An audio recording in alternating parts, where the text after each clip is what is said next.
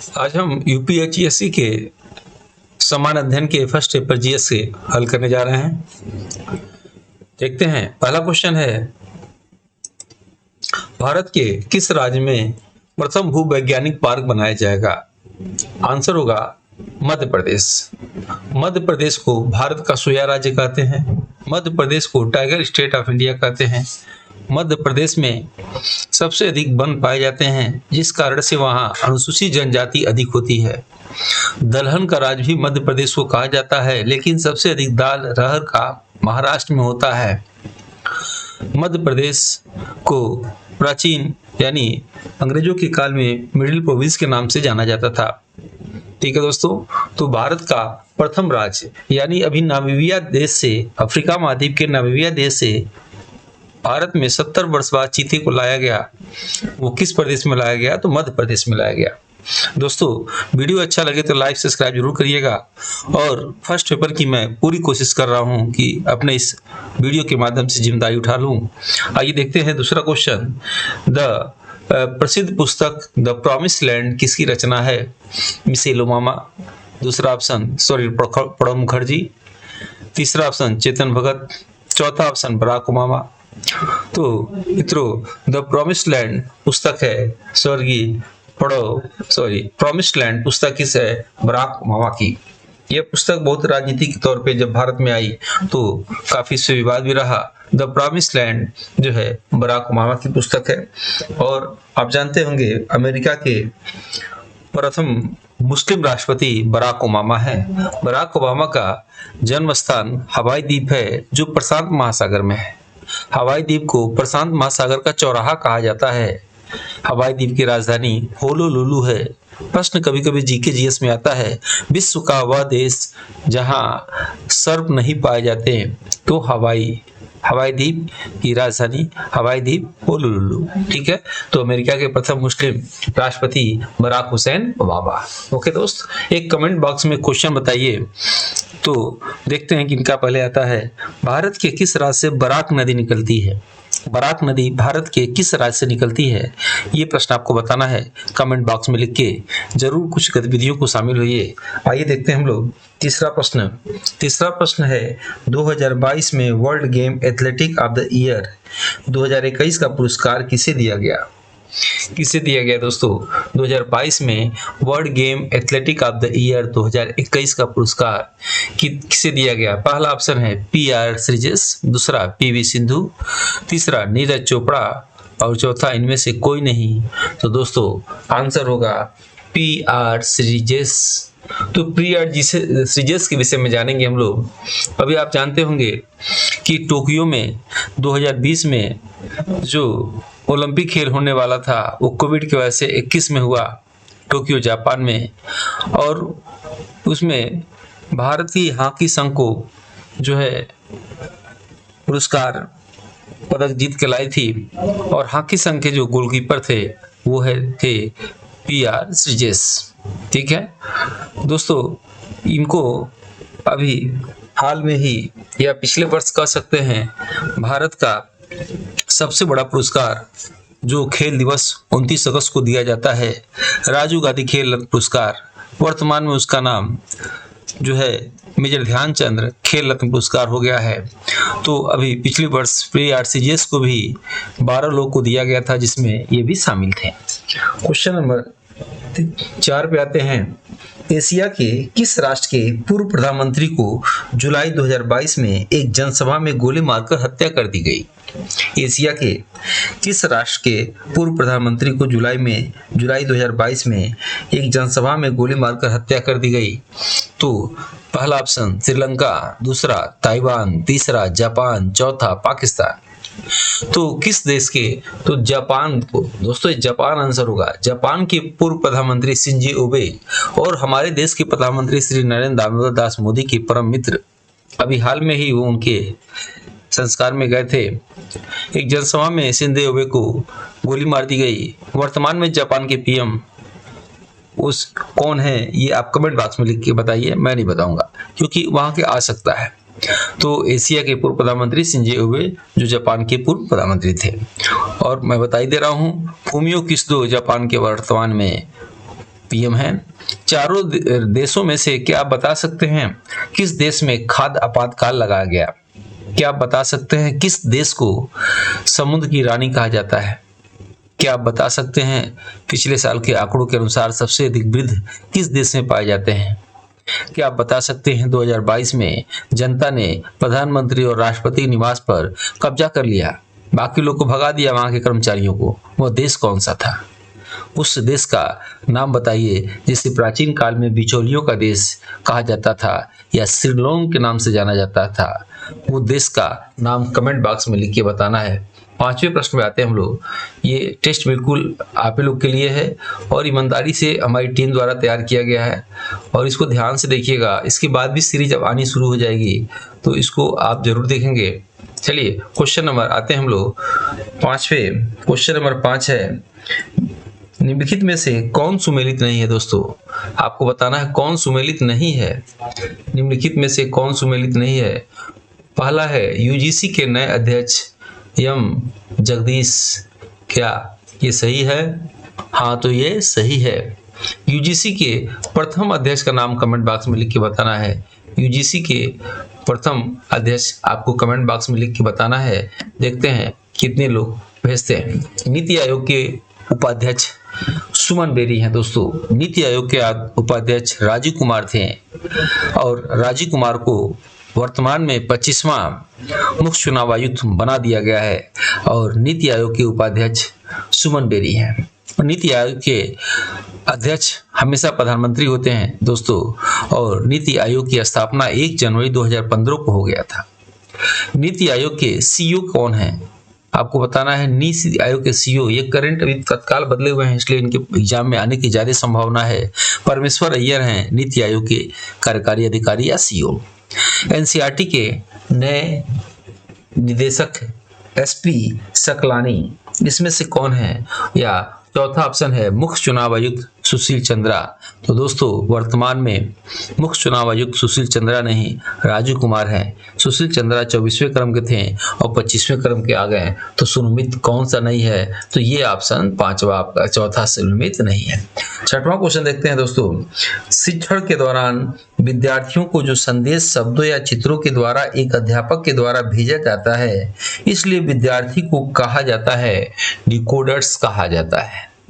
ज्ञान तक पहुंचाने की किस विधि में संयुक्त रूप से ज्ञान तक पहुंचाने की किस विधि में संयुक्त रूप से विशिष्ट से समान की ओर और समान से विशिष्ट की ओर बढ़ने पर बल दिया जाता है? आगमन विधि, दूसरा निगमन विधि, तीसरा वैज्ञानिक विधि, चौथा सादृश्यात्मक विधि। आंसर होगा दोस्तों वैज्ञानिक विधि, तीसरा आंसर होगा। तो बताइए कमेंट बॉक्स में लिखकर आगमन विधि के जनक कौन है, निगमन विधि के जनक कौन है? जब समान बातों से विशिष्ट बातों को निकाला जाए वो कौन सी विधि कहलाएगी? जब उदाहरण देकर परिभाषा बताया जाए तो कौन सी विधि कहलाएगी? और इन दोनों विधियों के जनक कौन है ये आपको कमेंट बॉक्स में लिख के बताना है। इतने सारे प्रश्नों के उत्तर मैं दे रहा हूं तो क्या आप मेरे कहे हुए 1-2 प्रश्नों का उत्तर कमेंट के माध्यम में नहीं दे सकते हैं? मेरा वीडियो कैसा लग रहा है? क्या मैं ऐसे वीडियो की सीरीज जो मैं रेडी करके रखा हूं आगे दिया जाए न दिया जाए? प्लीज कमेंट बॉक्स में लिख के बताइए। किस प्रकार के मूल्यांकन में अधिगमकर्ता, प्रश्न है किस प्रकार के मूल्यांकन में अधिगमकर्ता की कमियों एवं कठिनाइयों की पहचान पर बल दिया जाता है? 4 ऑप्शन। संकलनात्मक मूल्यांकन, अनुवर्ती मूल्यांकन, नैदानिक मूल्यांकन, मानक संदर्भी मूल्यांकन। इसमें से आपको बताना है कौन सा आंसर होगा। आंसर होगा नैदानिक मूल्यांकन। क्वेश्चन नंबर 9 पे आते हैं। व्यष्टि अध्ययन केस स्टडी निम्न में से आप किसे कह सकते हैं? केस स्टडी किसे आप कह सकते हैं? पहला ऑप्शन है अनुवांशिकी तथा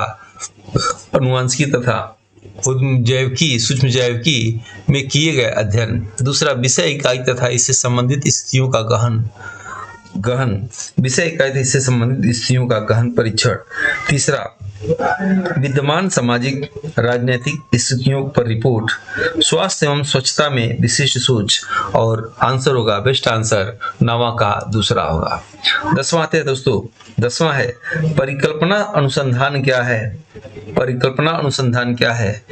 आपका परिकल्पना अनुसंधान क्या है? ऑप्शन यहाँ लिखा है, एक विशिष्ट एवं स्थापित निष्कर्ष, शोध पत्र का एक भाग, आंकड़ों का मूल्यांकन करने की रणनीति, और चौथा व्याख्यान प्रदान करने का एक अंतिम कथन। तो आप जानते ही होंगे व्याख्या प्रदान करने का एक अंतिम कथन। क्वेश्चन नंबर 11 पे आते हैं दोस्तों। सीपीयू के दो मुख्य अवयव हैं। सीपीयू का फुल फॉर्म क्या होगा? आप कमेंट बॉक्स में लिख के बताएंगे। और सीपीयू के दो मुख्य अवयव, कंट्रोल यूनिट और एएलयू। दूसरा एएलयू और and bus, control unit and register and main memory. Answer होगा control unit and ALU. Question number 12 पे आते हैं। 12 है, सूचना प्रौद्योगिकी का वह उपयोग जिससे समाज की आवश्यकता पूरी करने हेतु सरकार की क्षमता से सुधार करने के लिए क्या किया जा सकता है? प्रश्न एक बार आपके सामने बोल दे रहा हूं। सूचना प्रौद्योगिकी का वह उपयोग जिससे समाज की आवश्यकता पूरी करने हेतु सरकार की क्षमता से सुधार करने के लिए किया जा सकता है, क्या कहलाता है? ई व्यापार, ई प्रशासन, ई शासन, ई विपणन। आंसर होगा ई शासन। तीसरा आंसर सही होगा। आते हैं नेक्स्ट क्वेश्चन 13, निम्नलिखित में से कौन सर्च इंजन है? आसान प्रश्न है, आप बता सकते हैं। निम्नलिखित में से कौन सर्च इंजन है? फ्लैश, फायरबॉक्स, इंटरनेट एक्सप्लोरर और गूगल। आंसर होगा गूगल। ठीक है, तो गूगल का सीईओ कौन है? आपको बताना है गूगल का सीईओ कौन है। वेब पेज के निर्माण हेतु निम्नलिखित में से किसे उपयोग किया जाता है? HTTP, URL, FTP, HTML। Answer होगा दोस्तों HTML। वीडियो कैसा लग रहा है आप कमेंट बॉक्स में जरूर लिख के बताइए, ताकि मेरा मोटिवेशन बने और ऐसे ऐसे तमाम वीडियो मैं रेडी करके रखा हूँ जो जल्द से जल्द आपको दिया जाए। ज्वाइंट फोटोग्राफिक एक्सपर्ट ग्रुप का उपयोग किसे कंप्रेस करने के लिए किया जाता है? म्यूजिक, पहला ऑप्शन है म्यूजिक, दूसरा वीडियो, तीसरा इमेज, चौथा फ्रेम। तो JPG का इसका शॉर्टकट होगा, आंसर होगा इमेज। क्वेश्चन नंबर 16 पे आते हैं। सबसे अधिक प्रदूषण फैलाने वाली गैस कौन सी है? CO2, CO, CH4, SO2। अकेले 50% प्रदूषण फैलाती है कार्बन मोनोऑक्साइड गैस। सिगरेट के धुओं से कौन सी गैस निकलती है? तो कार्बन मोनोऑक्साइड गैस। वाहनों से कौन सी गैस निकलती है? तो कार्बन मोनोऑक्साइड गैस।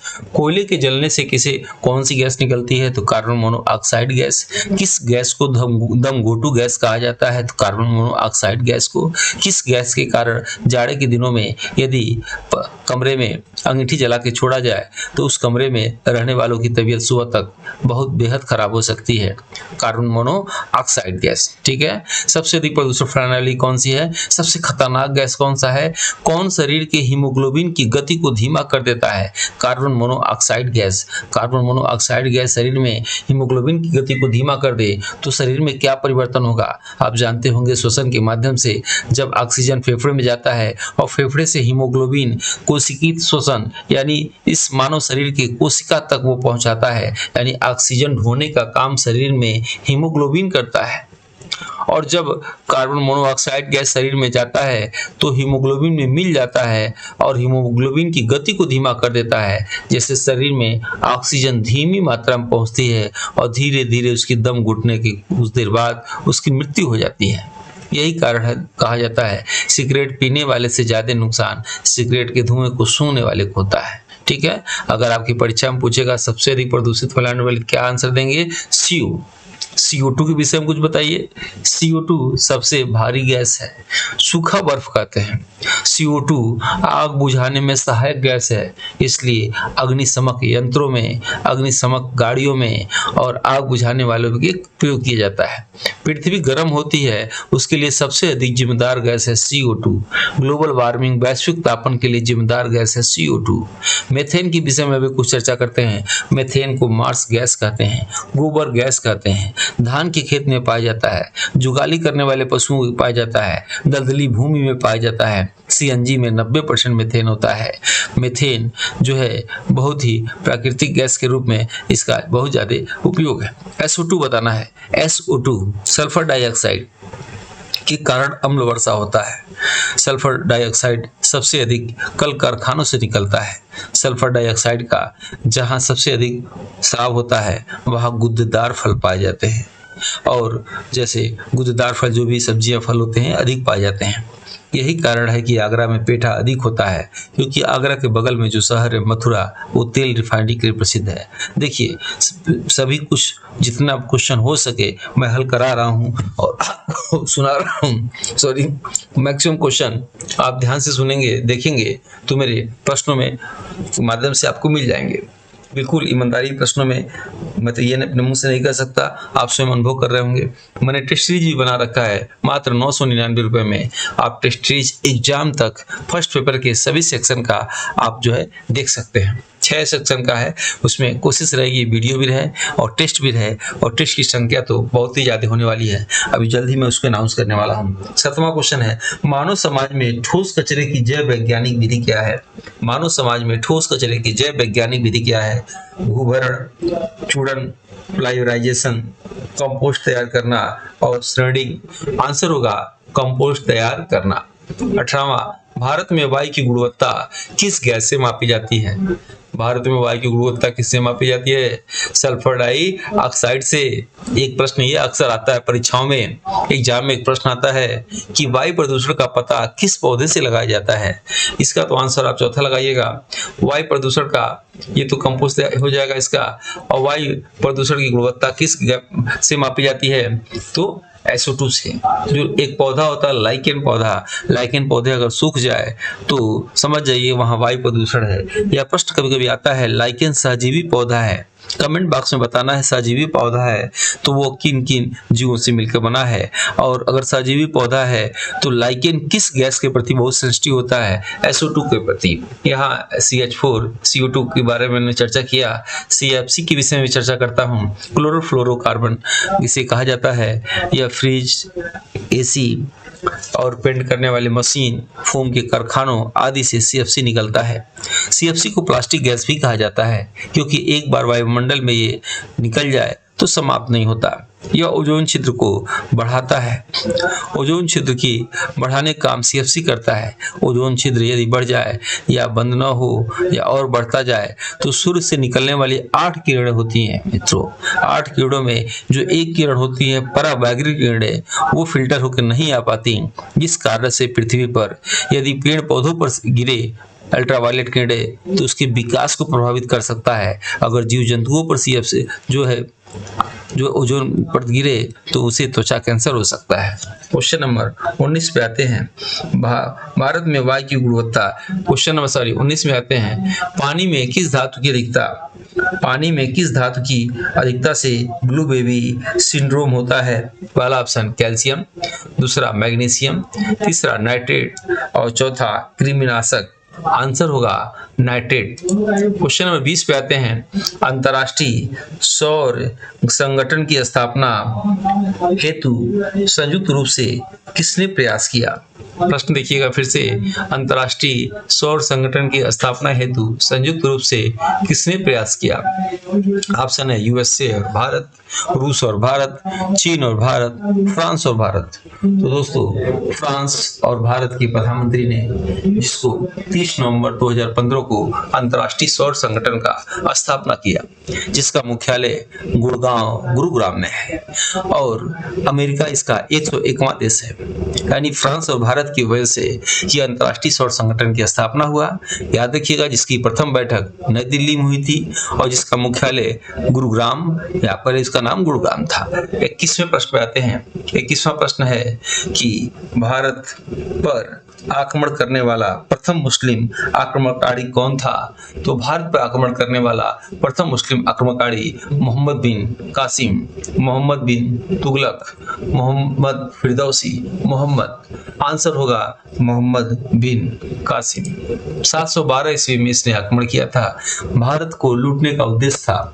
याद रखिएगा दोस्तों, तराइन के प्रथम युद्ध 1191, तराइन के द्वितीय युद्ध 1192 के बाद जब मोहम्मद गोरी जीता तो वो पहला मुगल शासक था जो भारत पर राज करने के लिए सोचा, लेकिन उसके भाग में राज करना नहीं लिखा था। कुछ दिनों के लिए कुतुबुद्दीन ऐबक को बैठाया और जब अपने गोर प्रदेश गया तो बीच में ही उसकी हत्या हो गई।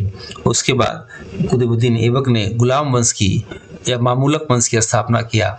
यानी मोहम्मद बिन कासिम तो भारत पर आक्रमण करने वाला प्रथम मुस्लिम कारी था, लेकिन वो भारत को लूटने के उद्देश्य से लोग आए थे, क्योंकि सोने की चिड़िया कही जाती थी भारत, और सबसे अधिक कपास की खेती के कारण भारत में बहुत ज्यादा स्वर्ण विनिमय था, तो लोग मुद्रा पैसे की जगह पे सोना देते थे। एक समय ऐसा आया कि भारत में को सोने की चिड़िया कहा जाने लगा।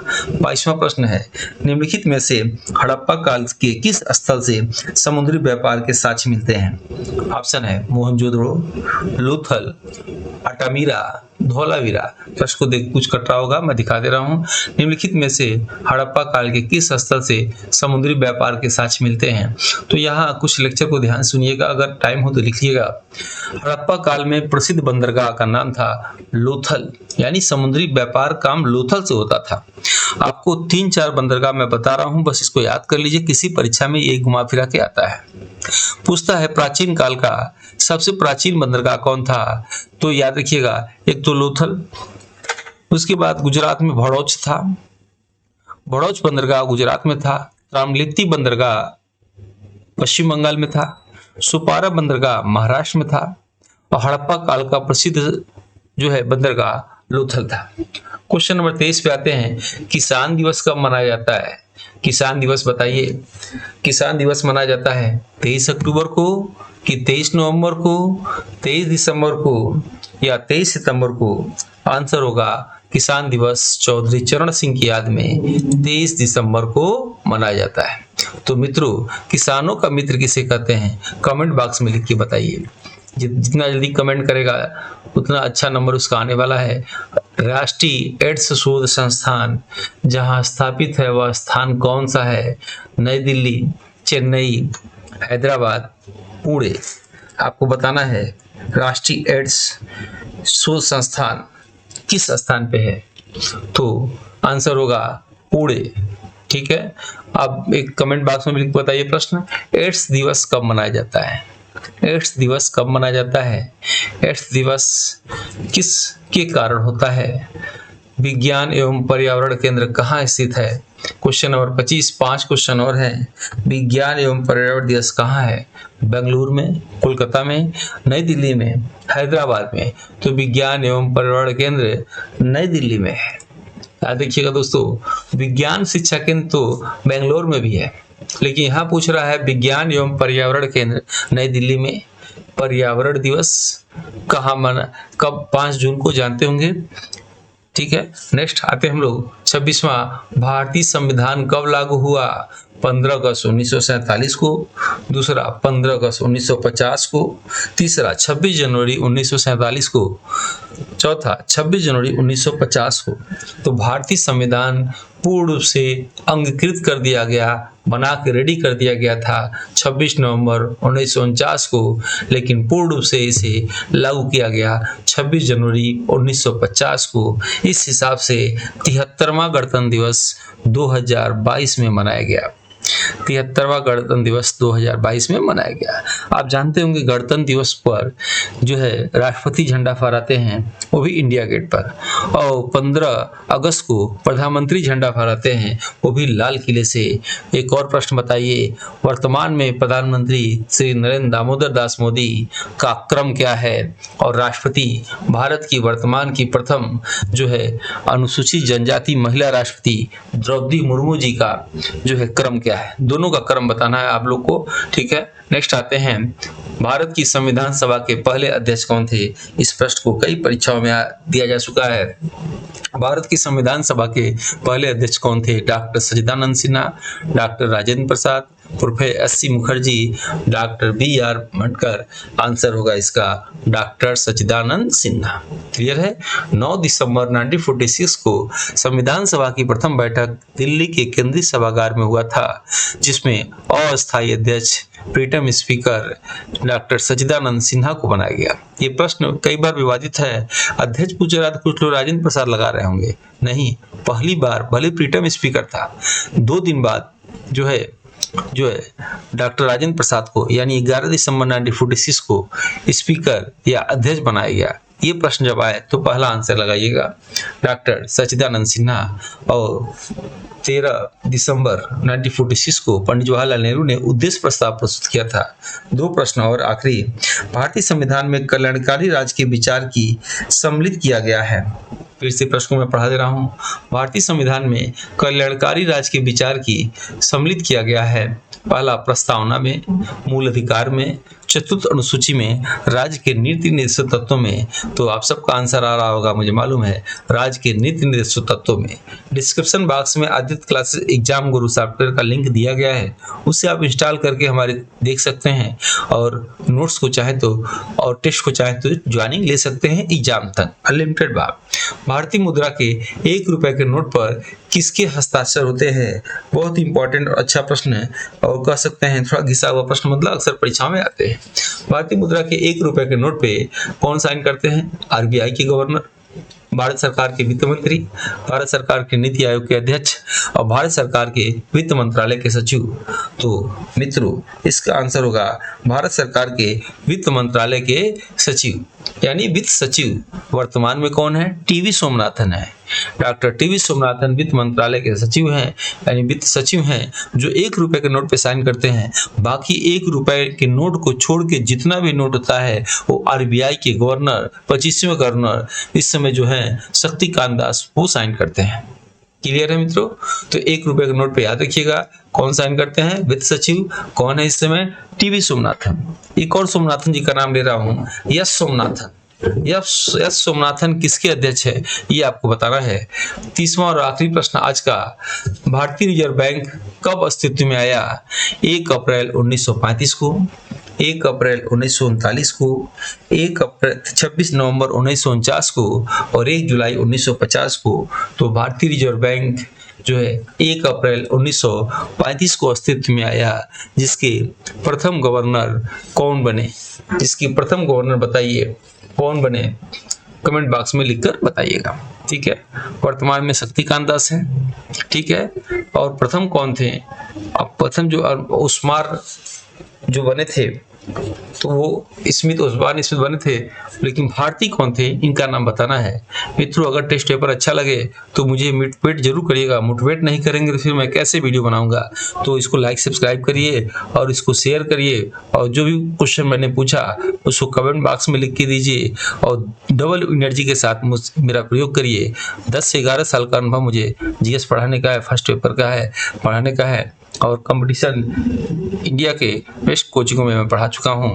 मिलते हैं नेक्स्ट वीडियो में। जय हिंद, जय भारत।